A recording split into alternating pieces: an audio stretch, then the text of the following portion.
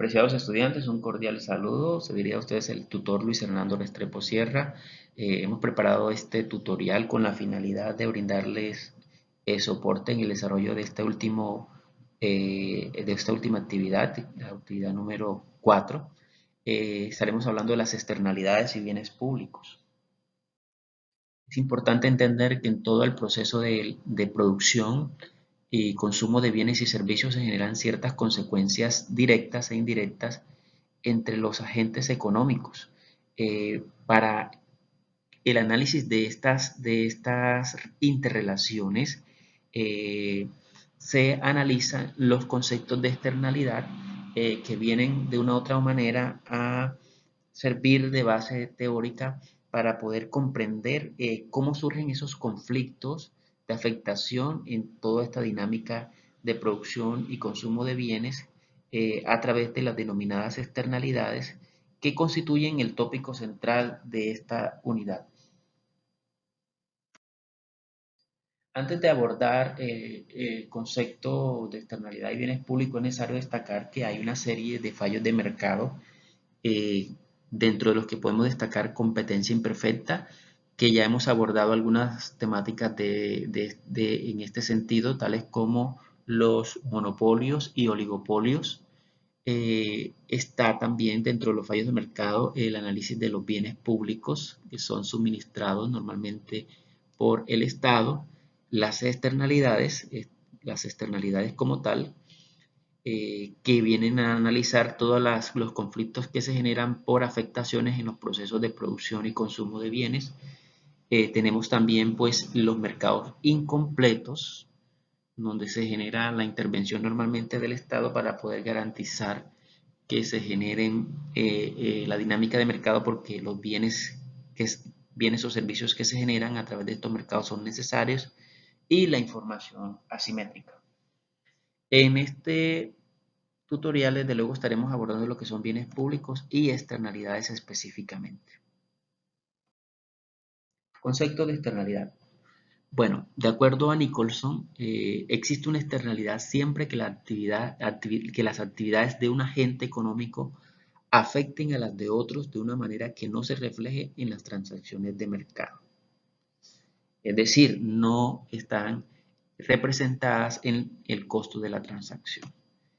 Una externalidad, de manera más detallada, podemos decir que se da cuando la producción o el consumo de un bien o servicio beneficia, es decir, estaríamos hablando de una externalidad positiva, o perjudica, nos referiremos a externalidades negativas, directamente a empresas o consumidores que no participan ni en su compra ni en su venta, y cuando esos efectos no se reflejan totalmente en el precio de mercado. Cuando estamos en presencia de externalidad, no se ejerce el concepto de propiedad privada, porque hay de por medio normalmente una condición o una afectación al uso normalmente de un bien público. Es decir, hay un conflicto generado alrededor de una afectación por el ejercicio del uso de un bien sobre el cual no se ejerce propiedad privada.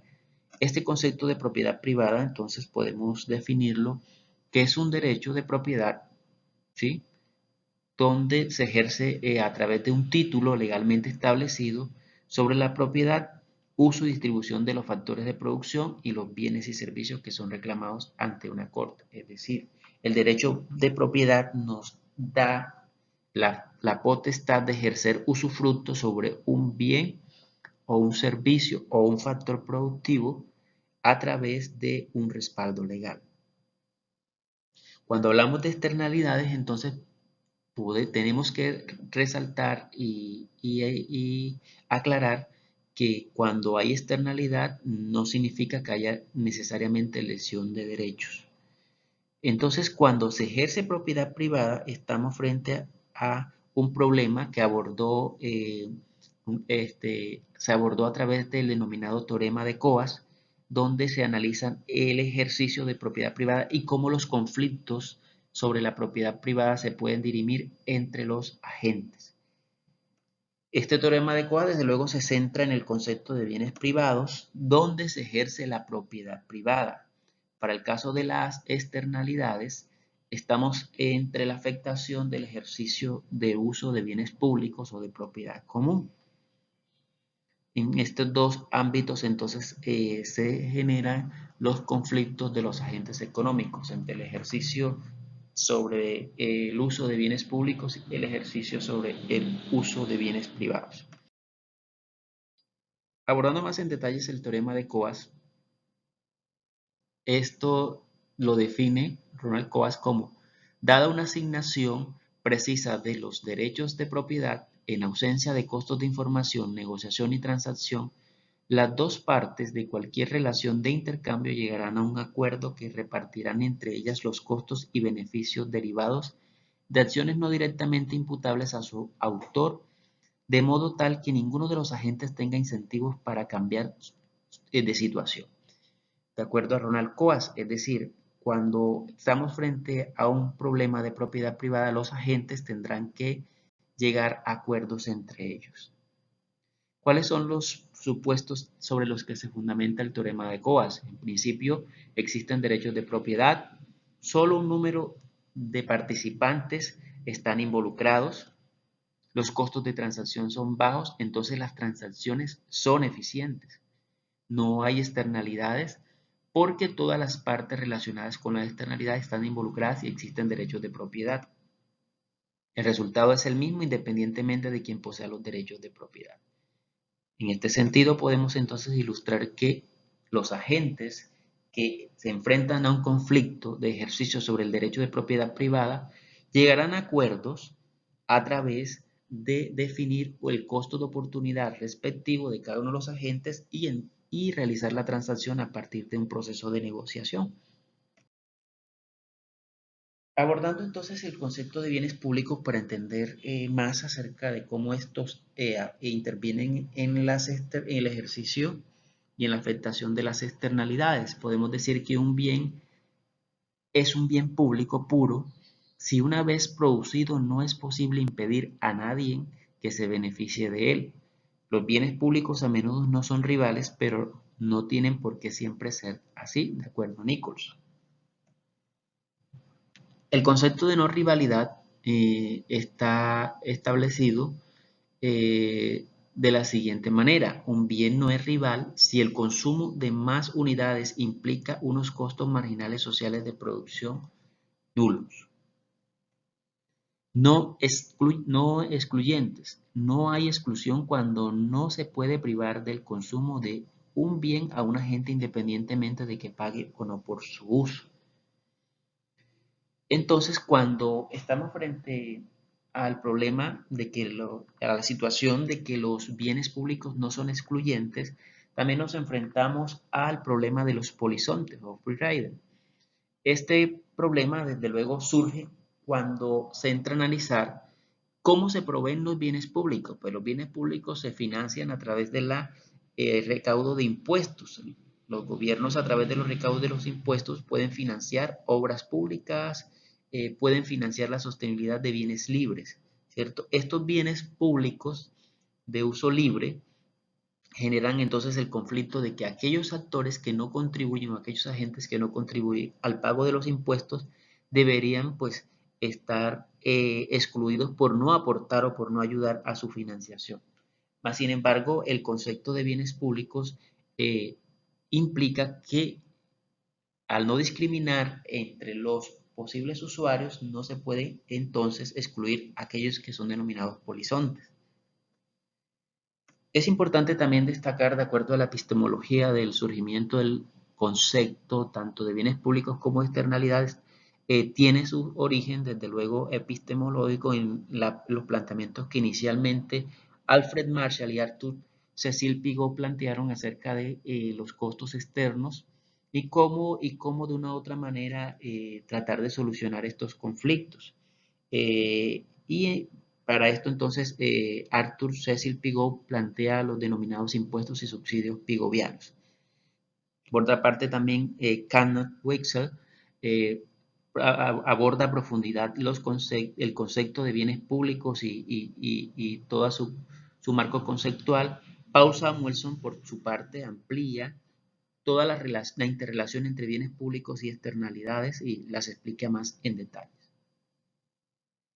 Entonces, es necesario ilustrar cuáles son los bienes públicos que pueden ser considerados puros, tales como parques, alumbrados públicos, señales públicas de televisión, playas públicas, balnearios, faros, y también tenemos algunos ejemplos de bienes impuros, tales como las calles, las avenidas, los semáforos. Por ejemplo, en el caso de las calles, en horas picos, en las horas pico, se ven afectados los agentes, dado que no se puede garantizar que todos los autos vayan o ocupen los carriles, porque desde luego hay una restricción por el tema de espacio. Lo mismo las avenidas, los semáforos, entre otros aspectos. En este orden de ideas, entonces, podemos ilustrar un poco más específicamente lo que son bienes públicos puros e impuros. Tipos de externalidades. Para comprender un poco más en detalle las externalidades, vamos a tratar de conceptualizarlas e identificar los tipos específicos. En primera instancia, es necesario entender la diferencia entre costos internos y costos externos. Un costo interno es aquel que tiene que ser asumido por el productor o generado de manera interna, tales como los costos de producción, representados por mano de obra, directa e indirecta, materias primas directas e indirectas, los gastos administrativos, gastos de ventas, entre otros. Es decir, representa todas aquellas transacciones que pueden ser reflejadas a través de los estados financieros de las empresas. Por otra parte, tenemos los costos externos, que son aquellos que no recaen en el productor de los bienes o servicios, sino en otros productores o consumidores, desde luego en el momento de desarrollar todo el proceso de producción, distribución y consumo. Pero también podemos hablar de costo social. El costo social representa el verdadero costo de producir un bien o un servicio que incluye el costo de mercado o costo interno y los costos externos. Es decir, representa tanto las transacciones internas reflejadas en los estados financieros como aquellos costos que recaen sobre la sociedad al momento de desarrollar ya sea el proceso de producción o el proceso de consumo. Eh, entonces tenemos que diferenciar entre costos externos negativos y costos externos positivos. Dentro de los costos externos negativos tenemos, por ejemplo, la contaminación del aire, que generará posibles enfermedades a futuros a la población, que le implicará a los sistemas de salud altos costos en tratamientos, las basuras en sitios públicos, que aparte de afectar el entorno, el entorno también pueden generar la aparición de roedores o vectores que también pueden ser transmisores de enfermedades, las aguas hervidas que contaminan los ríos o afluentes hídricos, afectando la vida acuática y afectando posiblemente la producción pesquera, el uso de esa agua también en cierta área. El ruido excesivo, que también puede afectar el nivel de salud, el estado de salud de la población.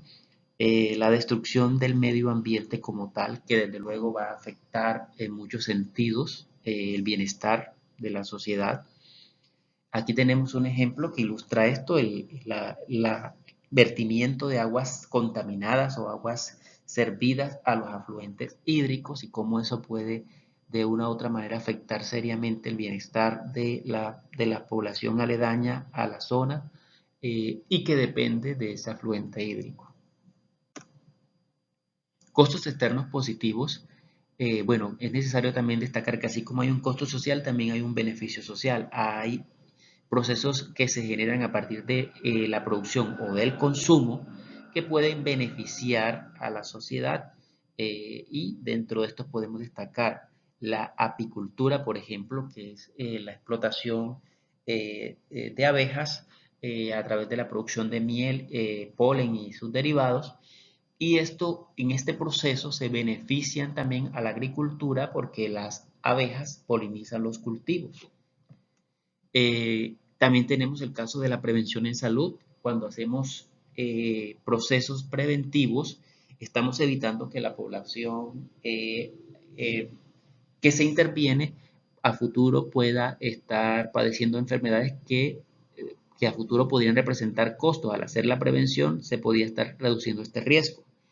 La restauración de una edificación, por ejemplo, también genera externalidades positivas en la población, en las zonas urbanas que estén alrededor, aparte del beneficio de atraer turismo y otros aspectos positivos. La educación, una población que se educa va a tener mayores accesos a oportunidades laborales y mejores condiciones de ingresos, reducción de pobreza, entre otros aspectos. La reforestación, desde luego, siempre será positiva porque va a generar mejoras en las condiciones ambientales y de los ecosistemas que van a beneficiar posteriormente a la comunidad. Y los procesos de innovación y desarrollo, que desde luego todo proceso de innovación, generación de nuevas tecnologías, de nuevos procesos, va a mejorar y a hacer más eficiente los procesos industriales, los procesos de bienestar social también, desde luego. Bueno, seguimos avanzando con este tema entonces. Bueno, vamos a analizar desde el punto de vista gráfico cómo funciona este tema de las externalidades. Primero empezaremos con externalidades de tipo negativo, tanto en el mercado como en la empresa. Es necesario destacar que desde luego se supone que las externalidades operan en condiciones de mercado de competencia perfecta, donde desde luego el mercado, a través de la ley de la oferta y la demanda, ¿cierto? El mismo mercado se regula, pero es un mercado que está constituido por tantas empresas, ¿cierto? O por muchas empresas que ninguna de estas empresas puede influir en su precio, es decir, son precios aceptantes. Entonces, esta primera curva que tenemos acá, estamos ilustrando el efecto negativo del mercado, o sea, en su conjunto de manera sistémica. Entonces, tenemos la curva de demanda, que también me estará representando el beneficio privado, y tenemos la curva de oferta que me estará representando el costo marginal privado. En principio, cuando estamos en ausencia de externalidades, pues esta sería la condición de equilibrio. Un precio Q o una cantidad P1. Cuando se generan efectos negativos, ¿sí? Aparece entonces un costo marginal social que estará representado o estará determinado por un costo marginal externo provocado ya sea por la contaminación ambiental, ya sea provocado por algún tipo de evento que genere algún malestar o a una afectación que desde luego implique un costo a nivel social.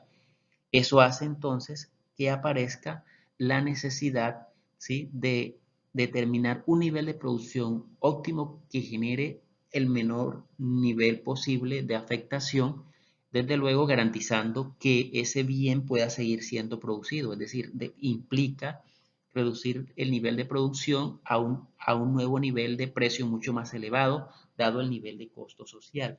Entonces ahí tenemos que se genera un óptimo social, un nivel de producción óptimo a nivel social, que lo podemos destacar aquí, un nivel óptimo a nivel social, a un precio, desde luego también óptimo, que estaría representado por este punto y que implicaría un nivel de producción óptimo a nivel social, que desde luego será menor que el nivel inicial, es decir, hay un desplazamiento del nivel de producción y hay un incremento en nivel de precios. De esta manera entonces se genera un costo social, que ese costo social estará medido por esta área que es un triángulo básicamente que tiene una base, y que tiene una altura, y que esa base y esa altura desde luego van a determinar el verdadero costo social. Realmente en este punto de producción, vamos a denotarlo por azul, en este punto de producción, ¿cierto? Aquí a nivel privado este sería el costo y el beneficio, pero el costo realmente social de producir ese nivel de producción sería este. Es decir, hay un precio mucho más elevado para producir ese bien que estaría dado por acá. Entonces, así como se calcula el área de un triángulo para determinar su área, así también para determinar el verdadero costo social el verdadero costo social, que es este punto, entonces también se aplica el mismo sistema gráfico. Ese costo social, que es ese punto, desde luego es el verdadero costo de producir un nivel de producción Q1. ¿Sí? Bien, estamos hablando del mercado. ¿Cuál es el efecto en la empresa?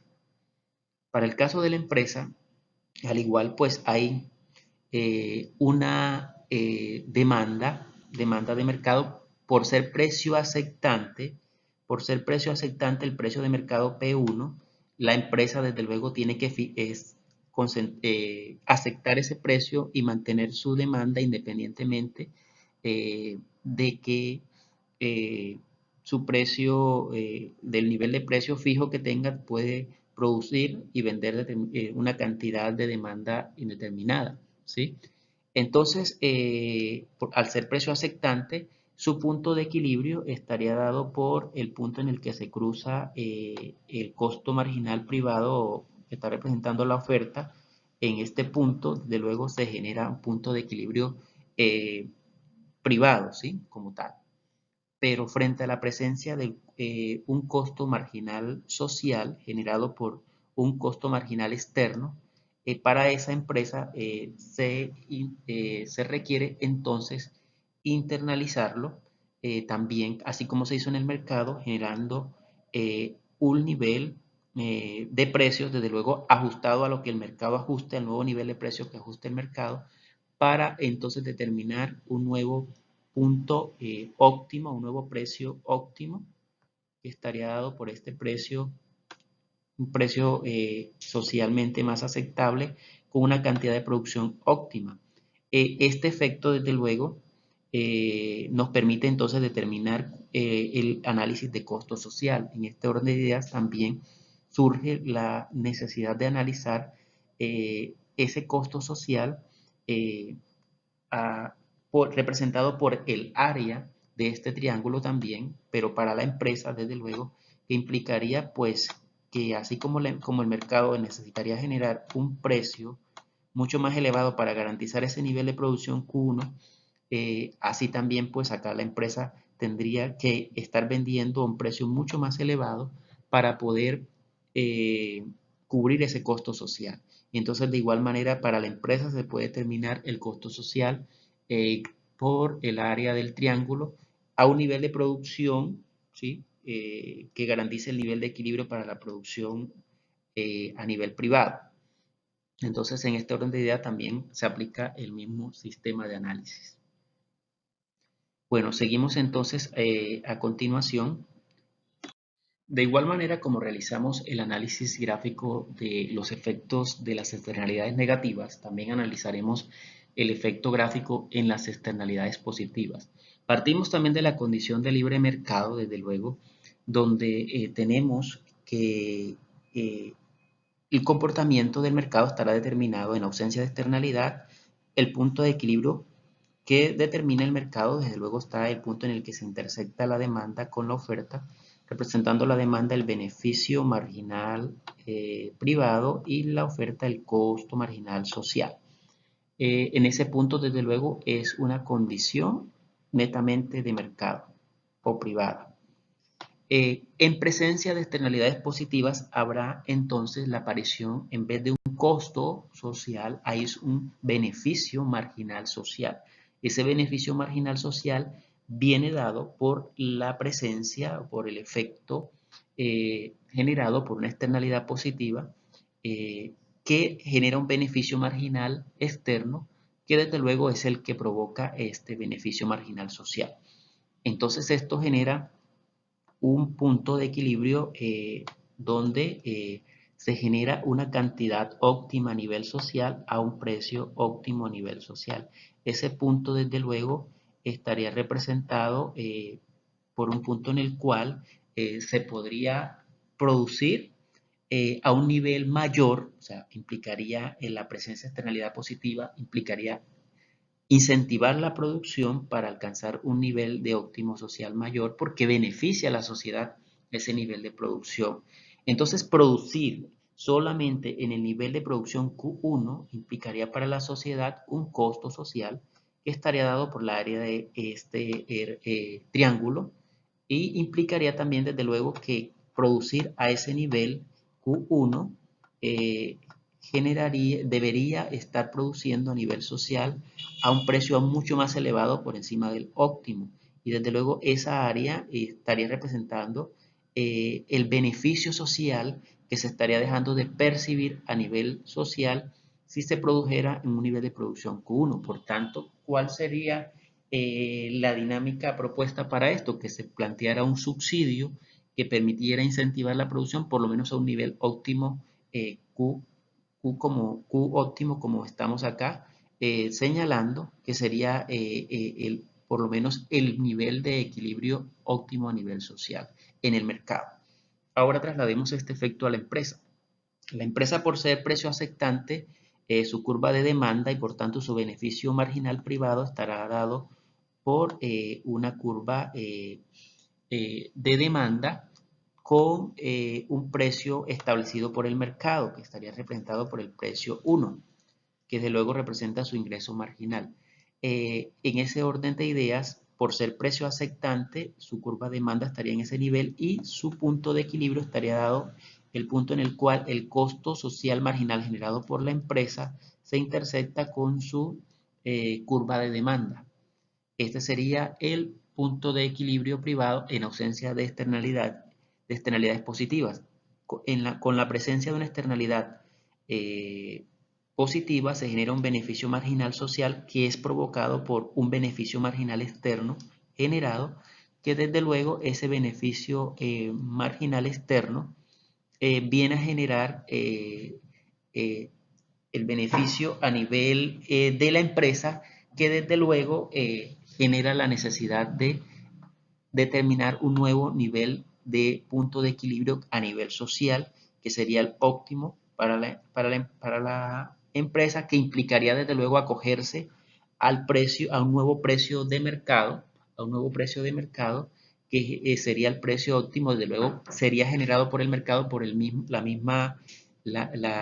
por la misma necesidad de generar un nivel óptimo social, y que implicaría un nuevo nivel de precio y una nueva curva de demanda para la empresa como tal. Esto entonces se genera que si se produjera un nivel de producción Q1, un nivel de producción Q1, entonces se estaría generando una pérdida social por toda aquella producción que se está dejando de percibir, que implicaría que si produjéramos en Q1, el precio realmente que se debería estar generando sería un precio inclusive por encima del precio óptimo para esa empresa, y que toda esta área pues estaría representando todo el beneficio social que se estaría dejando de percibir si se mantuviera un nivel de producción Q1, que entonces al generar un incentivo para aumentar la producción, por lo menos a nivel óptimo de producción, entonces estaríamos logrando por lo menos este beneficio a nivel social. Entonces, de esta manera hemos ilustrado los efectos a nivel gráfico de las externalidades positivas, negativas y positivas. A continuación, ¿cómo se puede solucionar el problema de las externalidades? Bueno, existen varios mecanismos para dar solución a esta problemática. Entre ellos tenemos la aplicación de impuestos o subsidios pigovianos. Respecto a los impuestos, son una especie de penalización que se realiza a aquellos generadores de efectos negativos para tratar de presionar a un nivel de producción óptimo social más bajo. En el caso de los subsidios, se genera un incentivo a través de subsidios, desde luego, aplicados a los productores para que se genere o se incremente el nivel de producción al óptimo social esperado. Por otra parte, tenemos los cargos por emisión, que básicamente son pagos que realizan los emisores de contaminación a nivel ambiental, en el aire o recursos hídricos o vertimientos a la tierra. Para el caso también de los permisos negociables, tenemos el ejemplo de los bonos del carbono, que son pagos que hacen los países que generan mayor contaminación y no tienen la disposición de generar eh,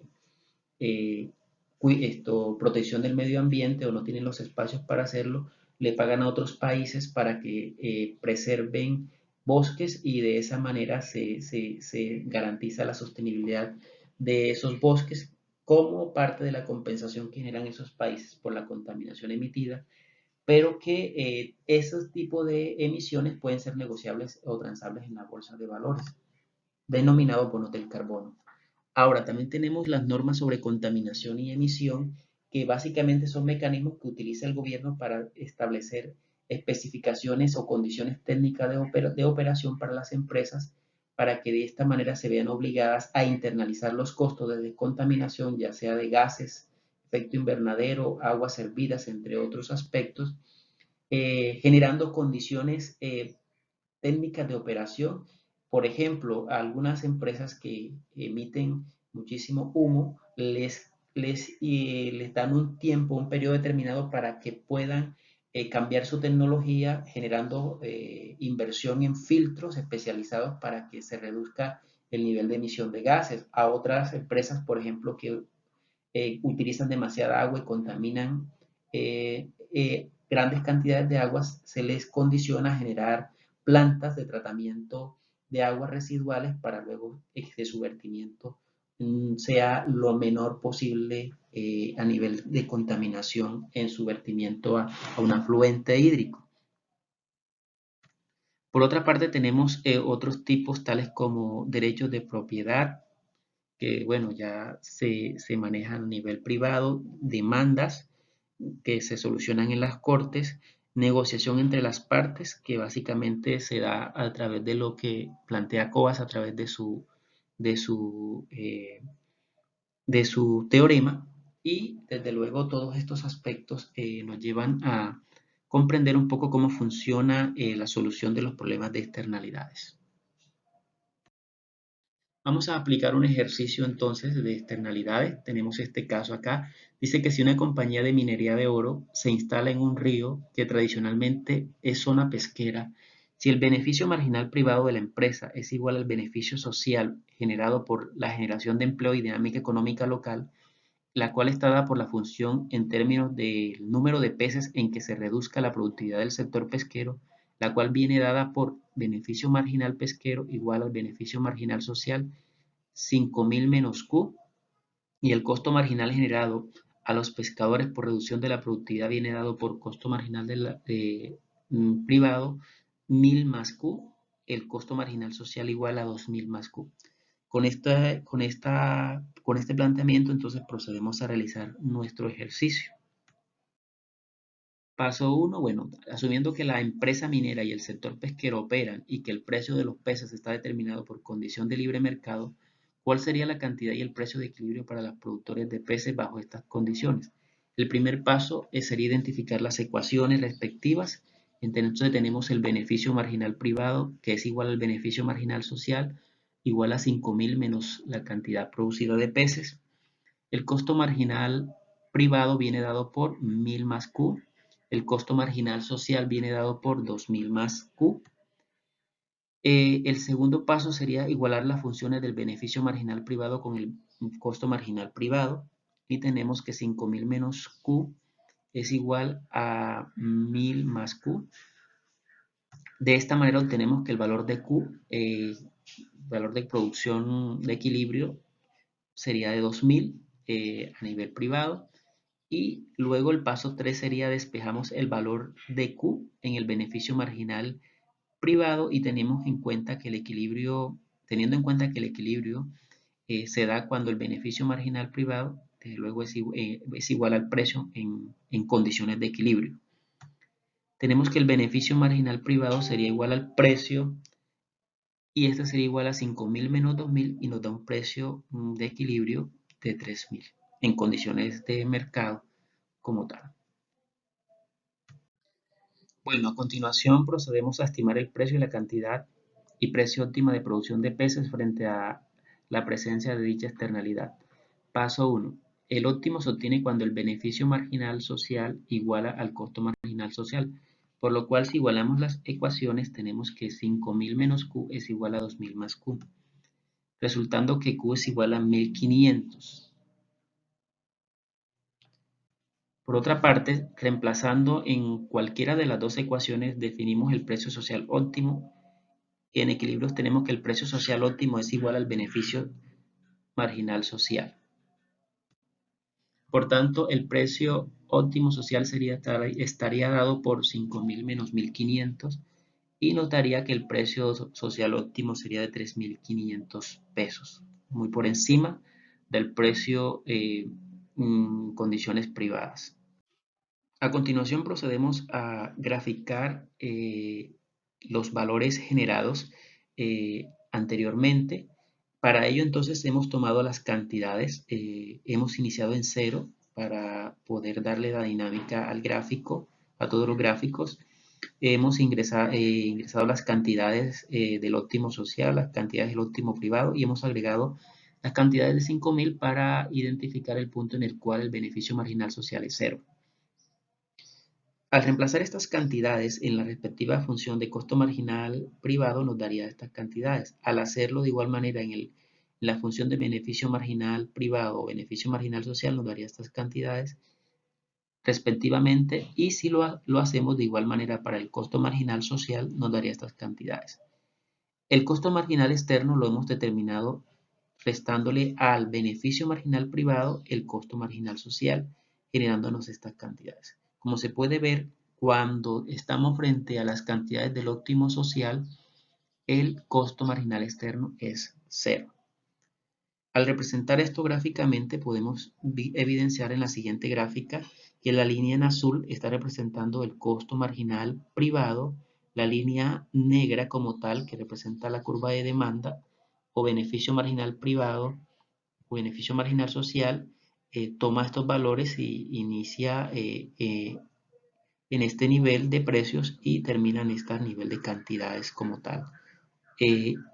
Por otra parte tenemos las curvas de costo marginal social que está representado por esta curva roja y tenemos el costo marginal externo que representa esta curva morada. Vemos el punto en el cual hay un nivel de equilibrio óptimo como tal a nivel social. Entonces tenemos aquí estas cantidades que estarían representando el óptimo social en el cual el beneficio marginal privado y social se cruza con el costo marginal social. En ese punto entonces estaríamos hablando del óptimo social y del precio social requerido. También desde luego de aquí podemos deducir el efecto sobre el costo social realmente generado si produjéramos una cantidad de 2.000 unidades, ¿cierto? Que sería el punto de equilibrio privado, pero que en ese punto de equilibrio privado, al no internalizar, tendríamos un costo social realmente estimado en esta área, es decir, necesitaríamos un precio mucho mayor, muy superior para poder asumir el costo social. En este orden de ideas, entonces, esta área de el triángulo como tal nos está generando el verdadero costo social. Entonces, con esta área del triángulo podemos estimar cuál es el costo social realmente de producir al nivel de óptimo privado. Para la estimación del costo social hemos contemplado entonces el análisis del verdadero costo social a partir de la estimación de el punto en el cual se produjera un nivel de producción con óptimo privado. En este sentido, el verdadero costo social se estima por analogía con la fórmula del área del triángulo, que es igual a base por altura entre 2. Al aplicar entonces esta misma fórmula o trasladarla a nuestra aplicación, tendríamos que estimamos el costo social tomando como base la diferencia entre los puntos Q1 y Q2 de acuerdo a la posición en el gráfico como altura, y se toma como base la diferencia entre el costo marginal social y el costo marginal privado para una cantidad de producción igual a Q2, que es la cantidad óptima de producción a nivel privado. En ese orden de ideas, el costo marginal social para 2.000 unidades sería de 4.000 y para el costo marginal privado 2.000 sería de 3.000 como tal.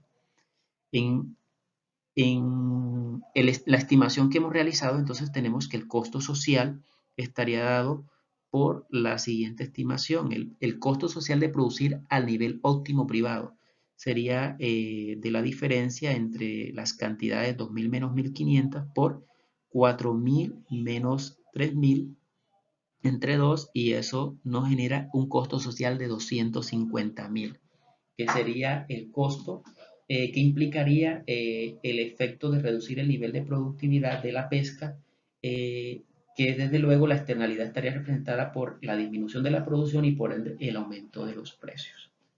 De esta forma entonces hemos ilustrado este caso de aplicación de una externalidad negativa producto de impulsar la actividad minera por encima del nivel de productividad de los pescadores.